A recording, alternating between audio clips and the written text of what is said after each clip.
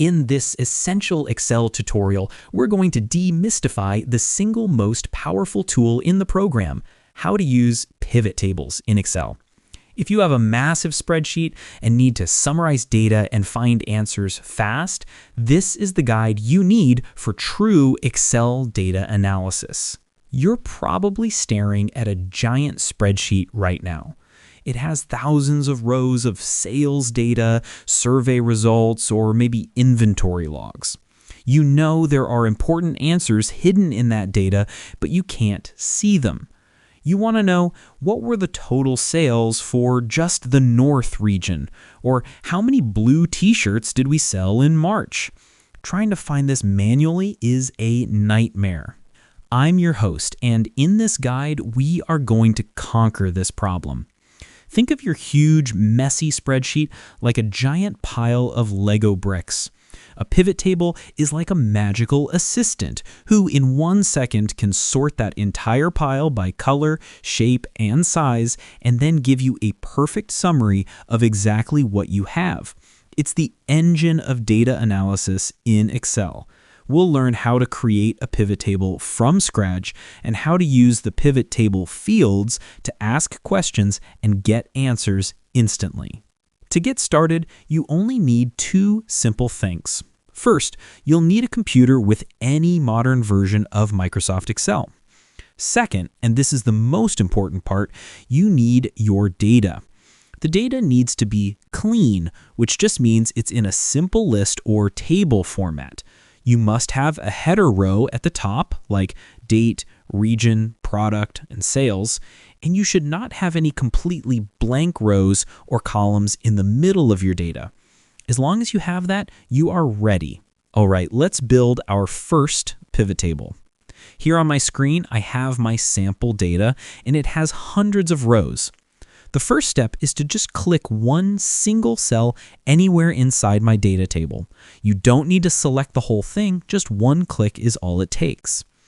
With one cell selected, I'll go to the ribbon at the top of the screen and click the Insert tab. The very first button on the left is Pivot Table. I'm going to click that. A little window will pop up. 99% of the time, the default settings here are perfect. Excel has already guessed the correct range for my data, that's the table range field, and it has correctly chosen to place my new pivot table in a new worksheet. This is what we want. It keeps our original data clean. I'll just click OK. And just like that, we're on a new blank sheet. On the left, we have a space that says Pivot Table, which is our report. On the right, we have the most important part, the Pivot Table Fields pane. This is our control panel. At the top of this pane, you'll see a list of all the column headers from our original data: date, region, product, and sales. Below that list, you'll see 4 empty boxes: rows, columns, values, and filters. Our entire job is just to drag and drop our fields into these boxes to build a report. The values box is for any numbers you want to add up, count, or average, like sales. The rows box is for things you want to list down the side, and the columns box is for things you want to list across the top. Let's answer our first question. What were the total sales for each region? I'll find my region field in the list, I'll click and hold it, and I'll drag it down into the rows box. Instantly, my blank table on the left populates with a unique, clean list of my regions: East, North, South, and West. Now I need the numbers. I'll find my sales field, I'll click and hold it and drag it into the values box. Instantly, the table fills with the total sales for each region. I've just summarized thousands of rows of data in 2 seconds. But this is where the pivot part comes in. What if I also want to see which products we sold in those regions? I'll find my product field, and this time I'll drag it into the columns box. Now my report has instantly pivoted. I still have my regions as rows, but now I have my products as columns with a full grid showing the sales for each product in each region. This is the power of a pivot table. Now, here is the most important tip you must know. A pivot table does not automatically update itself if you change your original datasheet. If you go back to your main datasheet and change a sales number, your pivot table will not show that change. You must go back to your pivot table, right-click on it, and select Refresh. This tells the table to go and reread the source data. Another key tip is for number formatting.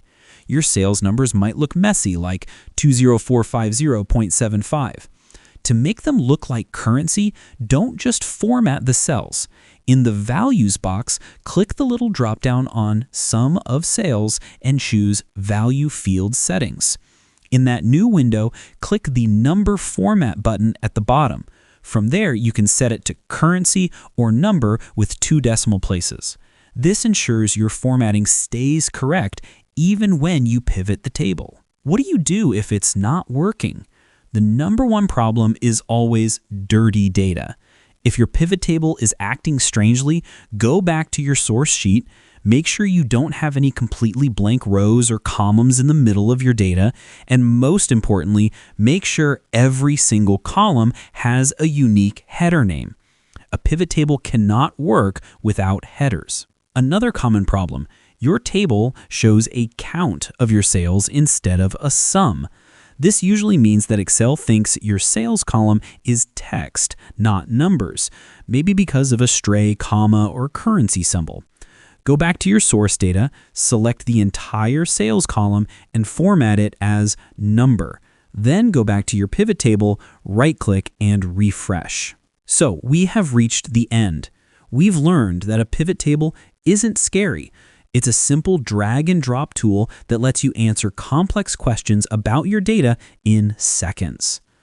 We learned how to create a pivot table from the Insert tab, how to use the rows, columns, and values fields to summarize data, and the critical importance of clicking Refresh to get new data. You are now in full control of your Excel data analysis. I truly hope this Excel tutorial helped you conquer this powerful tool. If it did, please give this video a like. It really helps the channel and lets me know you found this valuable. And if you're interested in more Excel data analysis tips from beginner to advanced, don't forget to subscribe and turn on the notification bell. Finally, I have a question for you. What is the one question about your data that you've always wanted to answer? Let me know in the comments below. Thank you for watching. Goodbye.